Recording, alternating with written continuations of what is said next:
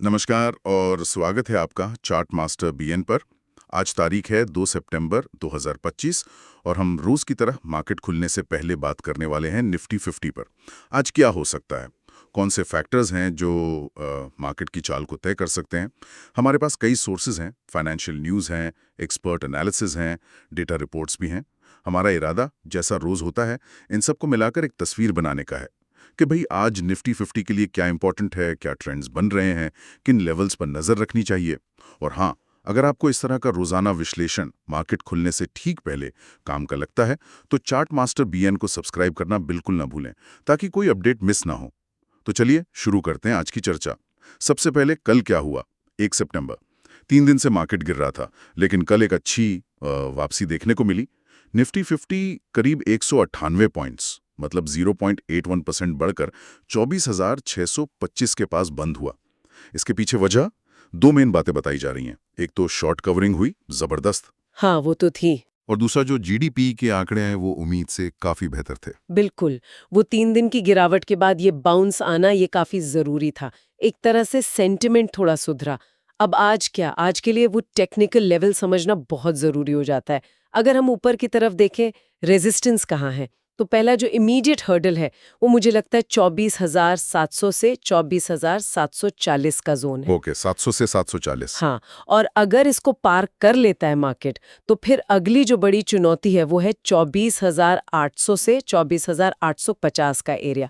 ये जोन इसलिए भी खास है क्योंकि यहाँ पर 20 दिन की मूविंग एवरेज मतलब 20 डीएमए वो भी आ रही है। हाँ, वो 20 डीएमए तो काफी क्रिटिकल रहती है शॉर्ट टर्म ट्रेंड के लिए। एग्जैक्टली तो अगर मार्केट इसके ऊपर मतलब 24,850 के ऊपर टिक गया ना डिसाइसिवली, तो फिर दरवाजे खुल सकते हैं 25,000 के लिए, वो साइकोलॉजिकल लेवल। 25,000। अब नीचे की बात करें, सपोर्ट कहाँ है? हाँ, तो पहला जो मेजर सपोर्ट है वो 24,500 से 24,400 के बीच है। ये एक अच्छा क्वेश्चन है। ये कल का लो भी शायद इसी के आसपास था। हाँ, करीब करीब। और अगर मान लीजिए मार्केट यहाँ नहीं संभला, नीचे फिसला, तो फिर अगला इंपॉर्टेंट लेवल 24,350 के पास है। वहां एक ट्रेंड लाइन का भी सपोर्ट आ रहा है चार्ट्स पर। लेकिन असली चिंता तब होगी अगर मार्केट 24,300 या 24,200 के नीचे चला गया। फिर शायद बिकवाली और तेज हो सकती है। समझ गया। तो मतलब नीचे 24,400 500 और ऊपर 24,700 से लेके 850 तक का जोन, ये आज के लिए की रेंज है। लेकिन ये लेवल्स तो ठीक है, पर इनको हिलाता कौन है? मतलब बड़े प्लेयर्स क्या कर रहे हैं? एफआईआईज, डीआईआईज, सितंबर महीना शुरू हुआ है, एमटीडी यानी मंथ टिल डेट डेटा क्या कह रहा है? एफआईआईज की तरफ से तो बिकवाली ही दिख रही है। आंकड़े देखें तो करीब 9,540 करोड़ की खरीद की है, लेकिन बेचा है लगभग 10,970 करोड़ का माल। तो नेट में देखें तो लगभग 1,430 करोड़ रुपए की बिकवाली। हाँ, एफआईआईज की तरफ से ये सेलिंग प्रेशर तो बना हुआ है, वो पिछले कुछ टाइम से हम देख ही रहे हैं। लेकिन जो इंटरेस्टिंग पार्ट है ना, वो है डीआईआईज का काउंटर मूव। मतलब हमारे घरेलू इंस्टीट्यूशंस, म्यूचुअल फंड्स, इंश्योरेंस कंपनियां, हाँ वो तो लगातार खरीद रहे हैं। बिल्कुल। सितंबर में अब तक वो नेट में 4,345 करोड़ के खरीदार रहे हैं। ओहो, ये तो एफआई सेलिंग से काफी ज्यादा है। हाँ, यही तो बात है। ये एक तरह का रस्सा कशी चल रही है। एफआईआईज बेच रहे हैं, डीआईआईज खरीद रहे हैं। और ये सिर्फ आंकड़े नहीं है, ये दिखा रहा है कि डोमेस्टिक इन्वेस्टर्स का भरोसा इंडियन मार्केट पर, शायद वो जो मजबूत जीडीपी डेटा आया उससे और बड़ा है। वो एफआईआई सेलिंग के इम्पैक्ट को अब्सॉर्ब कर रहे हैं, मार्केट को एक सपोर्ट दे रहे हैं। यहाँ सोचने वाली बात यह है कि ये कब तक चलेगा। क्या डीआईआईज एफआईआईज को ओवरपावर कर पाएंगे? ये मार्केट की बड़ी थीम है अभी। बिल्कुल, ये एफआई वर्सेस डीआई की लड़ाई देखना बड़ा दिलचस्प रहेगा। अच्छा, एक और बड़ा फैक्टर है आरबीआई। उनकी पॉलिसी का भी कुछ असर आने वाला है। वो सीआरआर कट की बात थी। जी हाँ, वो कैश रिजर्व रेशियो सीआरआर जिसमें आरबीआई ने कटौती अनाउंस की थी, वो अब लागू होने जा रही है। इसे 4% से घटाकर 3% किया जाएगा, लेकिन ये एक साथ नहीं होगा। अच्छा, किश्तों में होगा? हाँ, 4 किश्तों में 25-25 बेसिस पॉइंट्स की, और पहली किश्त 6 सितंबर से लागू हो रही है। इसका सीधा मतलब है कि धीरे धीरे बैंकों के पास सादा पैसा आएगा, सिस्टम में लिक्विडिटी मतलब नकदी बढ़ेगी। ओके। और इसके साथ ये भी याद रखना है कि आरबीआई ने रेपो रेट तो 5.5% पर होल्ड किया हुआ है और अपना स्टांस भी न्यूट्रल रखा है। बल्कि उन्होंने तो FY26 के लिए महंगाई का अनुमान भी घटाकर 3.1% कर दिया है। ये तो पॉजिटिव है। हाँ, तो अगर हम इन सबको जोड़ें, CRR कट से बढ़ती लिक्विडिटी, स्टेबल इंटरेस्ट रेट और कम इन्फ्लेशन का फोरकास्ट, ये सब मिलकर इकोनॉमी, खासकर बैंकिंग सेक्टर के लिए एक अच्छा माहौल बना सकता है फेस्टिव सीजन से ठीक पहले।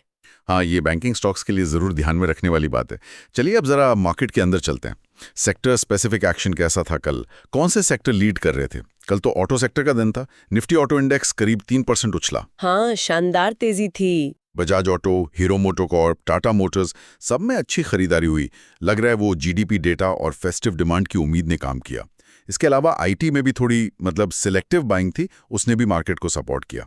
बैंकिंग थोड़ा मिक्स रहा, लेकिन प्राइवेट बैंक सरकारी बैंकों से बेहतर दिखे। हाँ, ये तो तेजी वाले सेक्टर्स थे, लेकिन दूसरी तरफ कुछ सेक्टर्स दबाव में भी दिखे। फार्मा की कमजोरी तो बनी हुई है और लगातार अंडर परफॉर्म कर रहा है। फार्मा नहीं चल रहा। नहीं, मीडिया सेक्टर भी कल गिरावट में ही बंद हुआ और एफएमसीजी जो डिफेंसिव माना जाता है वो भी फ्लैट सही रहा, कोई खास एक्शन नहीं था। तो ये जो सेक्टोरल मूव्स है ना, ये दिखा रहे हैं कि पैसा कहाँ जा रहा है। निवेशक अभी ग्रोथ वाले सेक्टर्स जैसे ऑटो पर बेट लगा रहे हैं, जबकि फार्मा जैसे डिफेंसिव अभी ठंडे पड़े हैं। बिल्कुल, इम्प्लिकेशन समझना जरूरी है। अच्छा, अब दुनिया भर से क्या खबरें हैं? ग्लोबल क्यूज कैसे हैं? आज सुबह एशियाई बाजारों की शुरुआत तो मिली-जुली ही लग रही है। कल देखें तो जापान का निक्केई गिरा था करीब 0.25%, लेकिन हांगकांग का हैंग सेंग 2% से ज्यादा ऊपर था। तो कोई क्लियर डायरेक्शन नहीं है वहां से। सही कहा, मिक्स सिग्नल्स हैं। और ग्लोबल क्यूज के साथ कमोडिटी मार्केट पर भी नजर डालनी चाहिए।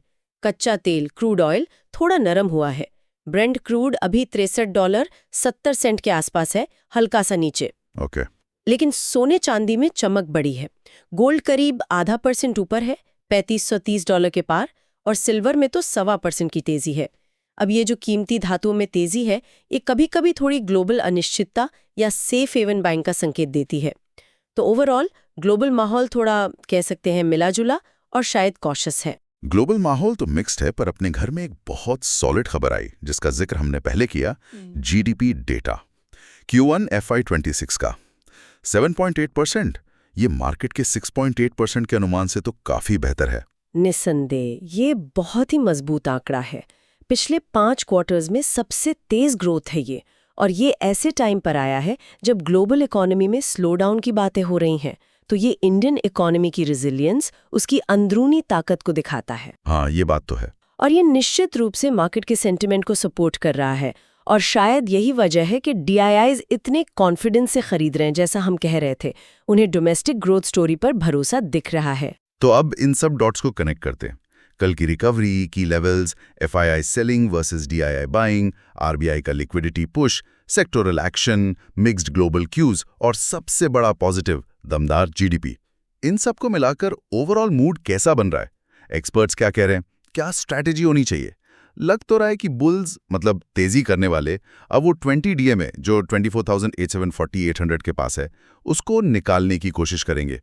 लेकिन कई एनालिस्ट ये भी कह रहे हैं कि जब तक निफ्टी 24,850 के ऊपर टिककर बंद नहीं होता, तब तक सेल ऑन राइज यानी बढ़त पर बेचने का अप्रोच हावी रह सकता है। एक और चीज नोट करने वाली थी, कल मेन इंडेक्स के मुकाबले मिड कैप और स्मॉल कैप ज्यादा चले। हाँ, वो ब्रॉडर मार्केट पार्टिसिपेशन दिखा रहा था, छोटे मंझोले शेयरों में दिलचस्पी ज्यादा थी। आज एक और फैक्टर है जो वॉलेटिलिटी बढ़ा सकता है, वीकली ऑप्शंस एक्सपायरी। हाँ, एक्सपायरी डे। एक्सपायरी वाले दिन खासकर सेकेंड हाफ में काफी उठापटक देखने को मिलती है, क्योंकि ट्रेडर्स अपनी पोजीशंस एडजस्ट करते हैं। तो आज थोड़ी ज्यादा सावधानी रखनी होगी। सबसे बड़ा सवाल आज यही है कि कल की तेजी के बाद आज फॉलो अप बाइंग आती है या नहीं। क्या बायर्स आज भी एक्टिव रहते हैं? अगर आज निफ्टी कल की क्लोजिंग के ऊपर बना रहता है और खासकर 24,700 के पार निकलता है, तो वो बुल्स के लिए अच्छा साइन होगा। ग्लोबल क्यूज और FIIs का फ्लो, इन पर तो नजर रखनी ही पड़ेगी। ये कभी भी मूड बदल सकते हैं। तो ट्रेडिंग के लिहाज से क्या रणनीति बनती है? देखिए, जैसा हमने लेवल्स की बात की, अगर आप बुलिश हैं तो 24,740-800 के ऊपर सस्टेन करने का इंतजार करें। अगर करता है तो 25,000 अगला टारगेट हो सकता है। अगर मार्केट वीक लगता है या आप बेरिश हैं तो 24,500 का लेवल देखें। अगर वो टूटता है तो फिर 24,350 और उसके नीचे 24,200-300 तक जा सकता है। और एक संभावना ये भी है कि एक्सपायरी की वजह से मार्केट आज एक रेंज में ही फंसा रहे, शायद 24,500 से 24,800 के बीच, जब तक कोई बड़ा ट्रिगर ना आए। ठीक है, स्ट्रैटेजी तो क्लियर है, लेकिन क्या सब कुछ ठीक ही है? कोई रिस्क फैक्टर भी हैं जिन पर ध्यान देना चाहिए? बिल्कुल, कुछ रिस्क है।